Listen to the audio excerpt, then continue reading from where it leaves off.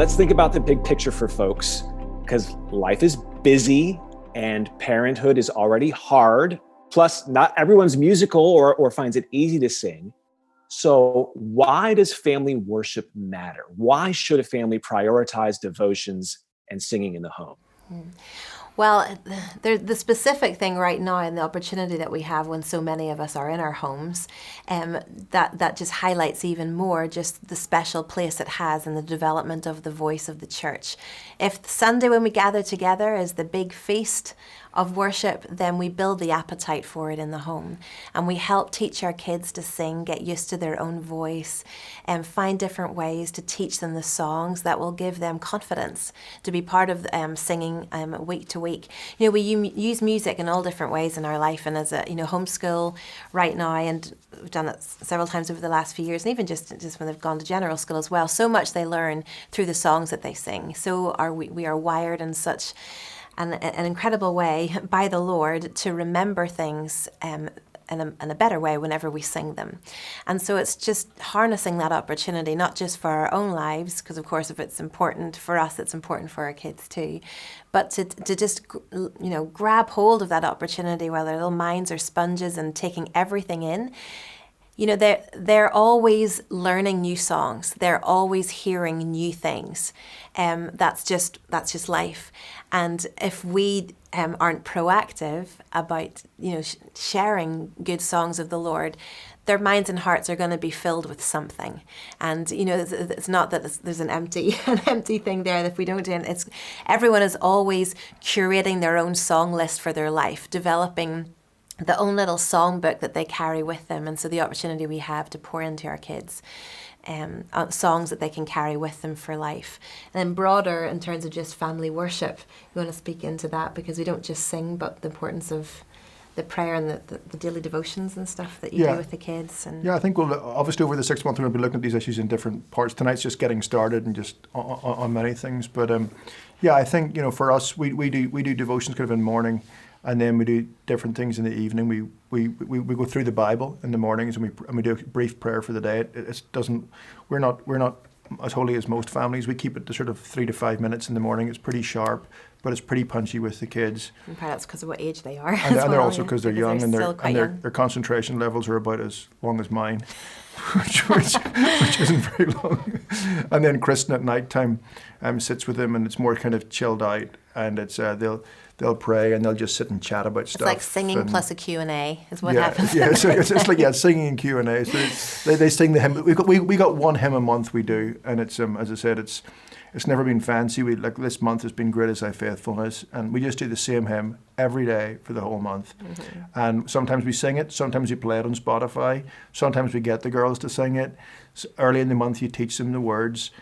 Some nights it's really warm and wonderful, and other nights we're just like throwing Charlotte into her bed for the 4th time, and then saying, "Okay, we're going to do the song, then we're going to pray." Or I'd even say it's the doxology night. We're going to sing the doxology and call it a day. And the lights are going off. That's the doxology. Let's say that someone is convinced, okay, this is a great idea. The Bible says we're supposed to teach these things to our children. We can sing them in the home. We can praise God through song.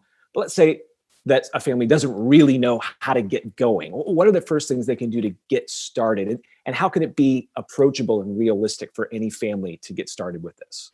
Sure. Gosh, it's a wonderful question. I think, and again, we are young parents. We've got a fair bit of experience at music, but we are young parents. Our oldest child isn't even 10 yet. So we've not even 10 years experience. So hear this as people very much learning it as they go.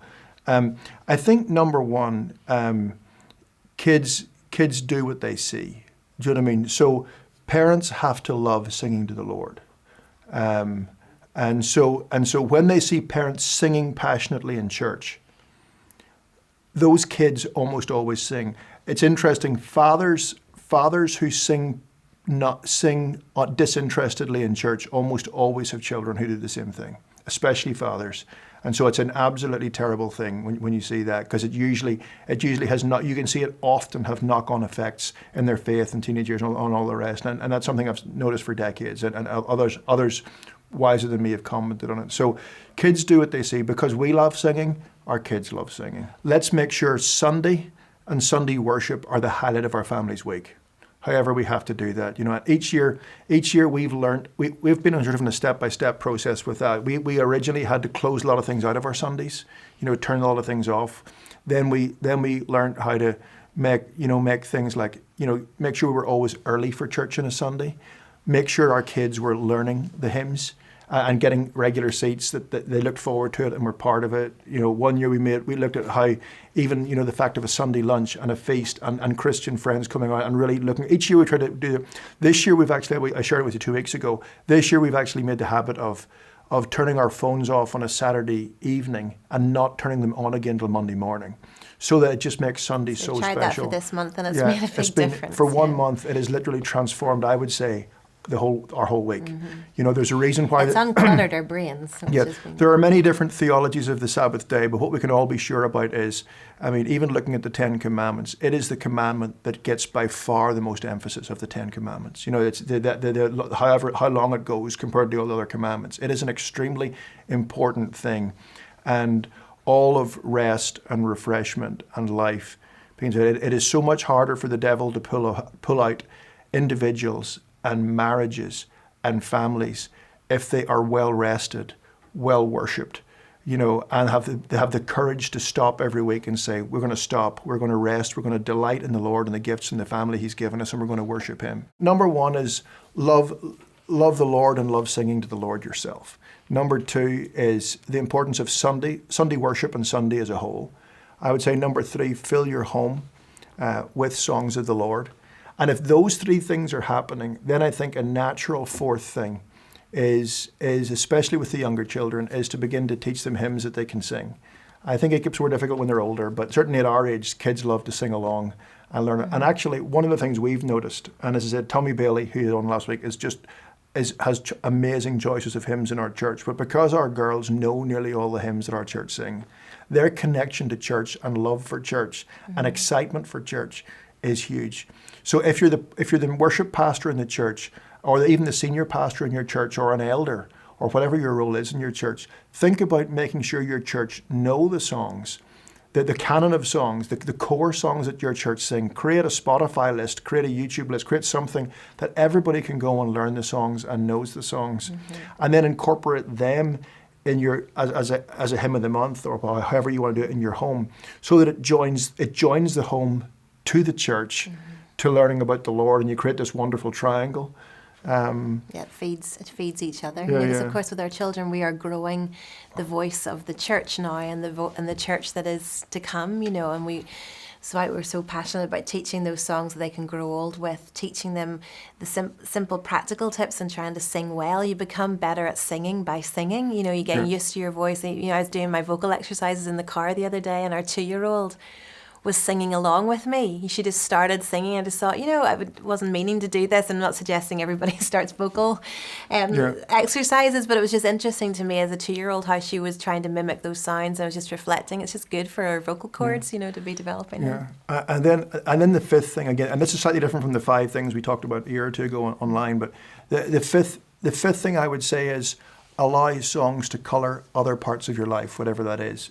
So, for example, if your family love hip hop, have hip-hop dancing in the kitchen some nights with the kids. If your family love to sing in harmony, our family sang hymns in harmony, which freaked my cousin out. But it was but we love to sing hymns in harmony, and that's kind of part of why we do what we do now. And if your family is into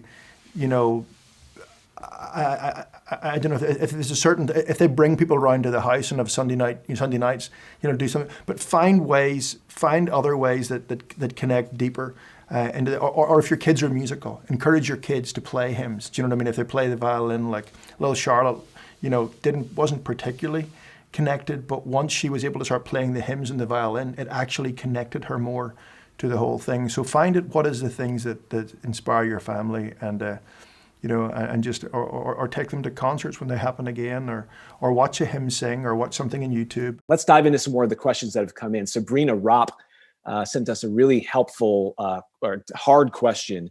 She says, "We've found it easy to include our young children in family sing-along. Do you have any suggestions for reluctant teenagers? My first thoughts, we hear that an awful lot, and I've talked to many people about that, and I've actually asked, older believers who have older kids to speak into us, so we don't want to exasperate our younger children, but want to prepare ourselves, for the future. I love that Bob Lepine once said that teenagers will go through a lot of different things, but very rarely do certain things stick for a long period of time. And, sticking with your kids, keeping on doing what you can, helping them plug into church and other healthy influences. And more often than not, over some of those awkward years, things are worked through and come back again. And just the importance of the foundation years whenever you're young, if you still have young kids or you're about to have kids, to take hold of those, to, keep on doing what you can through the teenage years, and you'd be amazed at how many things stay and how many things come back again. Obviously we have not seen that yet with as parents, but we've seen it, in terms of us as kids and siblings and friends and stuff like that. And I thought that was really, really helpful, because you sometimes say, oh no, they're losing everything. They're upset with us and angry. You get a little bit of that as the oldest one turns. But the only other two things I can add to that, and again, we're not there yet. Yeah. So this is just what we're learning from other people. The two things we've been told is the context sometimes changes. So where the kids, when they're young, all want to sing around the table, kind of like when they're a bit older, it might be more you sit back on the guitar in the bedroom at night time and they just sing, where you can't see them, and it's just that's cooler. Do you know what I mean? And so that can change.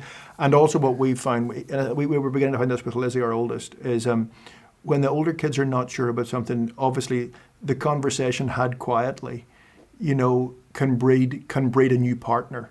Do you know what I mean? And can certainly help convince doubts.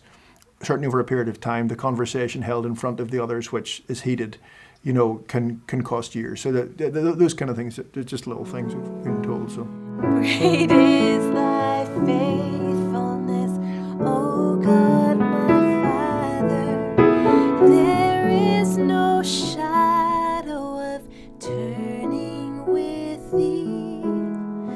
Thou changest not, thy compassions they fail not. As thou hast been, thou forever will be. Great is thy faithfulness, great is thy faithfulness. Morning by morning, new mercies I see.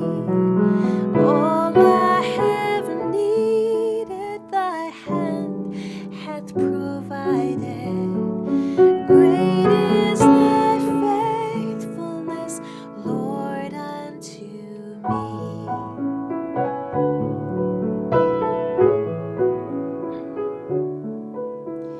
Summer and winter and springtime and harvest, sun, moon, and stars in their courses above, join with all nature in manifold witness to thy great faithfulness, mercy, and love. Great is thy faithfulness, great is thy faithfulness.